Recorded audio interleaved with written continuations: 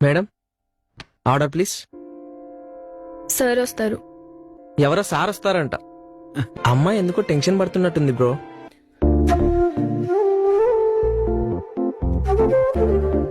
Madam please. నేను order చేయలేదే. అని కాఫీ షాప్కి వచ్చి టెన్షన్ పడతారేంటి? హ్యాబిట్. Don't act smart. నీ పన్ను చూసుకో. పాపం ఫీల్ అయ్యాడేమో. Excuse me, I'm sorry. Actually నాకు ఇప్పుడు పెళ్లి చూపులు. మ్యాచ్ కి సార్ రాలేదా ఇంకా? నాకు పెళ్లి చూపులు ఫస్ట్ టైం. సో రిహార్సల్స్ చేసుకుందామని త్వరగా వచ్చా. దేనికి మేడం? మీ అబ్బాయిలకి ఏంటండి పదాలతో పందిరి వేసేస్తారు, కానీ మా అమ్మాయిలకి అలా కాదు కదా. గలగలా మాట్లాడదామంటే అందరితోని ఇలానే చనువుగా ఉంటాదేమో అని బ్యాడ్ గా అనుకుంటారు.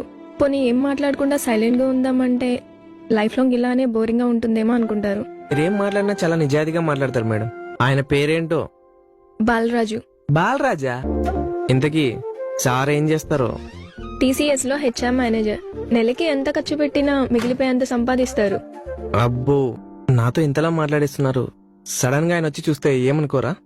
మొదటి చూపులోని మిస్అండర్స్టాండ్ చేసుకుని క్యారెక్టర్ డిఫైన్ చేసేవాడైతే నాకు అస్సలొద్దు. నేనే నో చెప్పేస్తా. పాప పద్ధతిగానే ఉంది. నీ గర్ల్ ఫ్రెండ్? ఒకప్పుడు ఉండేది, మరిప్పుడు వేరే వాడుతోంది. ఇంతకీ తన పేరేంటి? మనల్ని వదిలేసిన వాళ్ళని మర్చిపోవాలి, కానీ వాళ్ళు వదిలేసినందుకు చూపించిన కారణం మాత్రం గుర్తుపెట్టుకోవాలి. ఎందుకు రీజన్ చెప్పింది? స్టార్టింగ్ లో ఏం నచ్చాయో లాస్ట్ కి అవే నచ్చలేదు అన్నది. అందుకే నేను ఇంతవరకు మీ పేరు చెప్పలేదు. హాయ్ అన్నా. థ్యాంక్స్ అన్నా. ఎగ్జామ్ బాగా రాసావా? చాలా బాగా రాశానన్నా. ఓకే, పని చేసుకుంటా అన్నా. Carry on. అవును, ఇందాకేదో అడుగుతున్నారు. అదే మీ పేరు? Yeah, this is Balaraju. మిమ్మల్ని చూసుకోవడానికి వచ్చింది నేనే. బాలరాజా? ఏదో టెన్షన్ లో ఉన్నట్టున్నావు. రేపు బ్యాంక్ ఎగ్జామ్ ఉంది, లీవ్ అడిగితే ఇవ్వట్లేదు.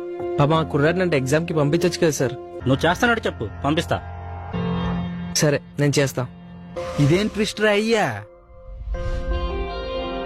అంటే ఇప్పటి వరకు నాకు అబద్ధం చెప్పావా?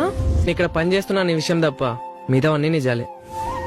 అమ్మా, ఏమ్మా అబ్బాయి దగ్గరికి వెళ్ళావా? ఎలా ఉన్నాడు? కట్నం కొంచెం ఎక్కువైనా పర్లేదు. ఈ అబ్బాయిని ఓకే చెయ్యి.